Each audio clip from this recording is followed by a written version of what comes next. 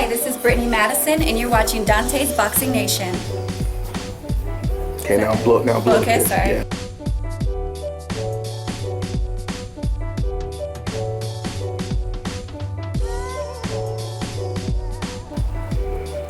Hi, I'm Brittany Madison, and you're watching Dante's Boxing Nation. Do it one more time, but I feel like I messed up. All right. Will there be any excuses after May 2nd for either fighter, for Mayweather or for your fighter? There shouldn't be. I mean, the best man will win, and we'll go from there.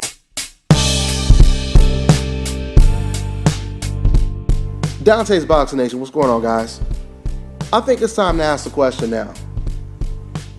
Did Tom Loeffler make the right decision when he decided to make Golovkin versus Lemieux a pay-per-view fight?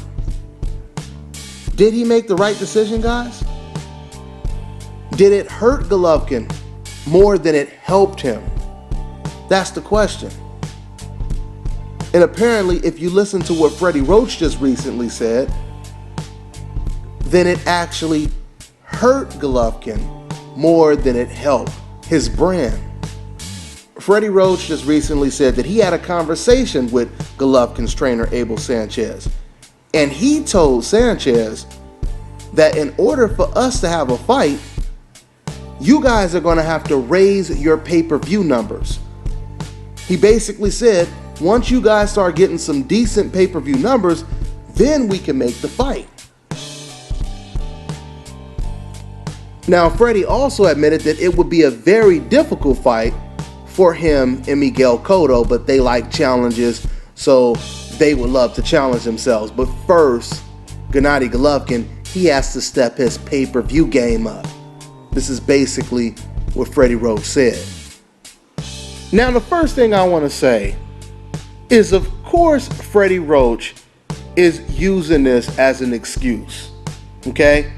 Of course they're using it as an excuse because we already know that Miguel Cotto has been in the ring with Daniel Gill, he's been in the ring with Austin Trout, and none of those fighters were pay-per-view type fighters. But yet and still, with Golovkin having these poor ass pay-per-view numbers, it gives Freddie Roach the opportunity to use that as an excuse. You see what I'm saying? Now, I'm not a promoter, but it just seems to me it was a bad idea and it was bad timing to put Golovkin up against Lemieux on a pay-per-view card right before you try to land a bigger pay-per-view fight against the winner of Canelo versus Cotto. Because now all you did was you expose what Golovkin was worth going into negotiations with the winner of Canelo versus Cotto. Now, I think it would have been a much smarter idea if Team Golovkin would have took the risk, because we already know they look at it as a risk. If they would have took the risk and fought against Erislandy Lara, since Erislandy Lara has already called them out, he's already said, I'm willing to move up to middleweight and fight the much bigger, stronger Gennady Golovkin, right? It would have made more sense if they would have took that fight and had it on HBO. Don't even put it on pay-per-view. Put it on HBO so you can probably get a good 1.5 or maybe even 2 million views on HBO. And now you can at least say, compare our numbers to Canelo versus Kirkland, right? Two fights that were both on HBO. That's what they should have did. Now remember, Lara has already been on pay-per-view before. He's already fought against Canelo Alvarez. It can be argued that he beat Canelo Alvarez, right? And on top of that, this is the fighter that all of these boxing fans have been saying that Floyd Mayweather should fight. So you know that the man has star power, or else fans wouldn't be saying that Floyd Mayweather should fight him. So if Floyd Mayweather should have fought him, and Lara is calling out Gennady Golovkin, why would Gennady Golovkin decide to not fight Edeslani Lara and instead fight a guy who has never fought on pay-per-view before and has never fought Canelo Alvarez before and put it on pay-per-view? Why would Tom Loeffler do something like that? Just to have a trainer like Freddie Roach say, nah, we ain't fighting you until you get your pay-per-view numbers up. Because now we've seen that you guys can't sell no damn units. It's not worth the risk. This is what Freddie Roach is saying, by the way. Okay?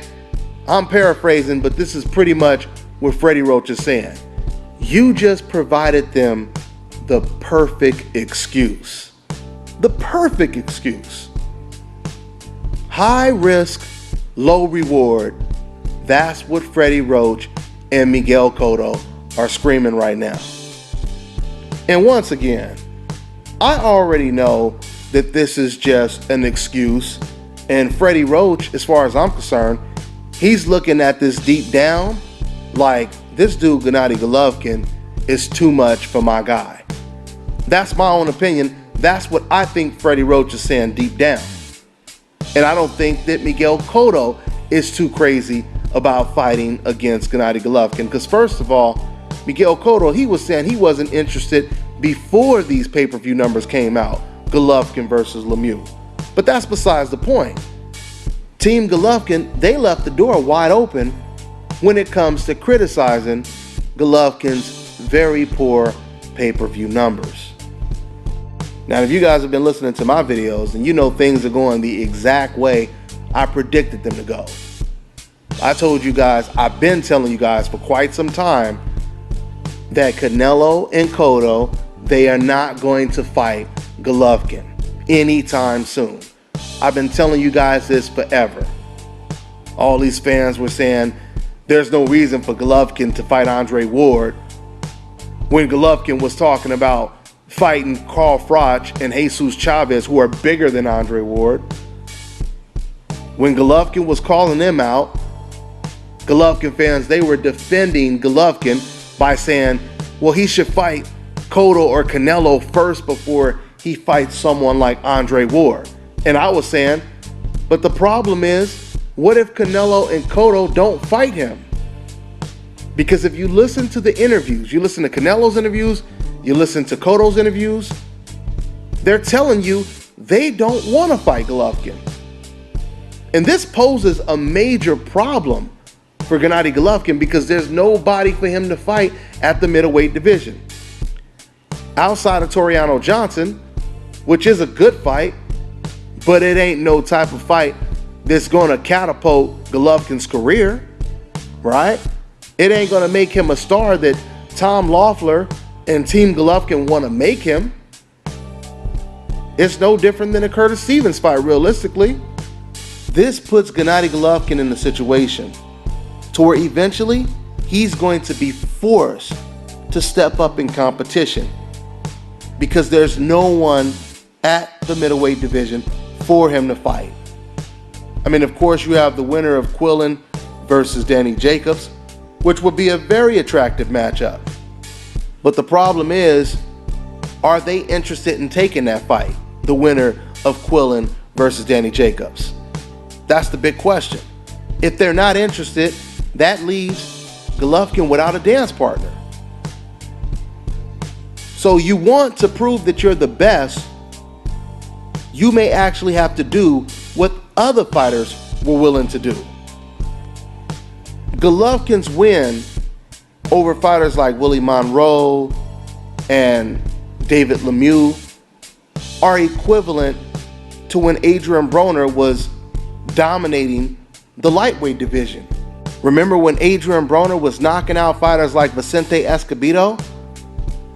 Those were his versions of David Lemieux and Willie Monroe. So you know what Adrian Broner decided to do? He decided to move up in weight to seek out better competition.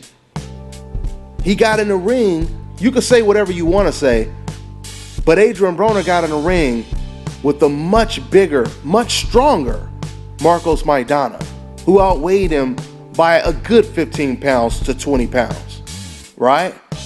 Why?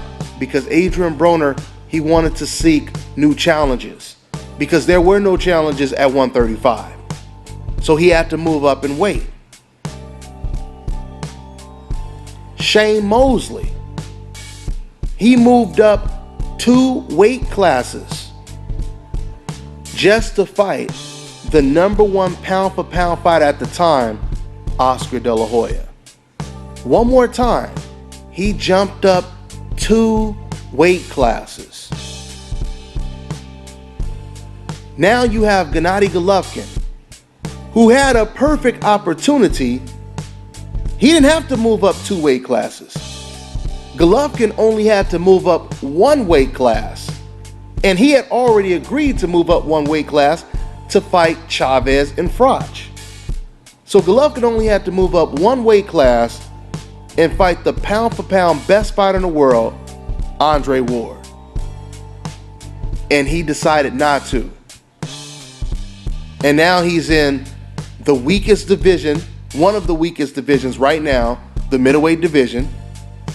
Because when I say one of the weakest divisions, what I'm saying is, look at the welterweight division right now. Hell, look at the heavyweight division right now. Look at the light heavyweight division. When you look at all of the fighters that are in those divisions, compared to who's in the middleweight division, I mean, outside of Peter Quillen and Danny Jacobs, there's really no one. What, Billy Saunders and Andy Lee? I wouldn't include them. I mean, when you look at the welterweight division, you got Keith Thurman, Sean Porter, Errol Spence, and the list goes on and on. Kell Brook, Manny Pacquiao, Tim Bradley, right?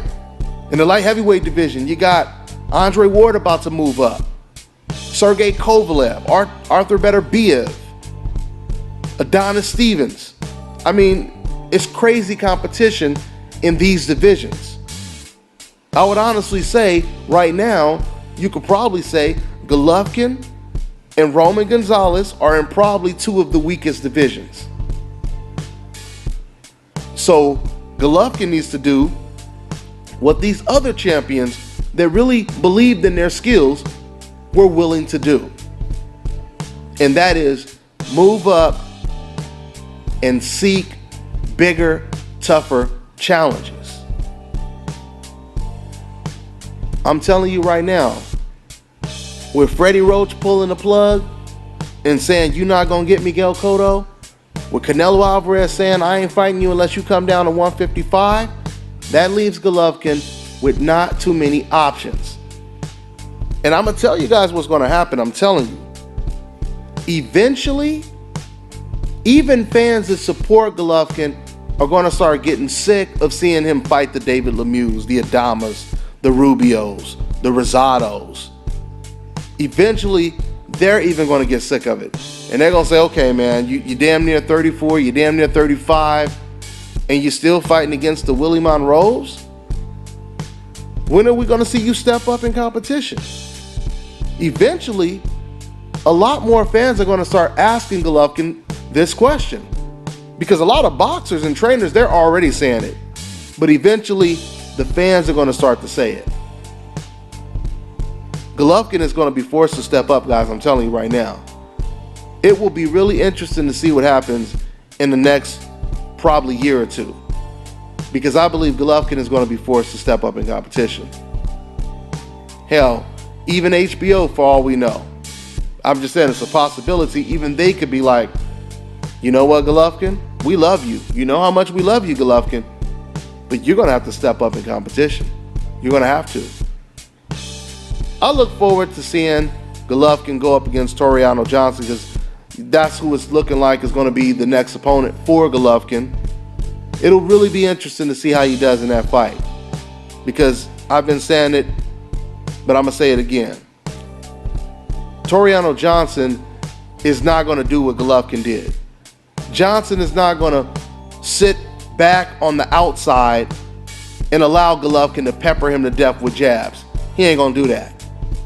Toriano Johnson is going to be on Golovkin like a cheap ass suit. Okay? And you guys are going to see Golovkin clinching for the first time. You're going to see Golovkin backpedaling. You're going to see Golovkin boxing more.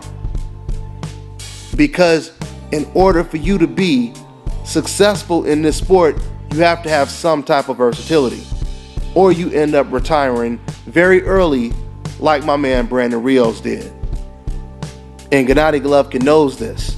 This is the reason why he abandoned Mexican style in his last fight. That's all I got for now. I'm on to the next one.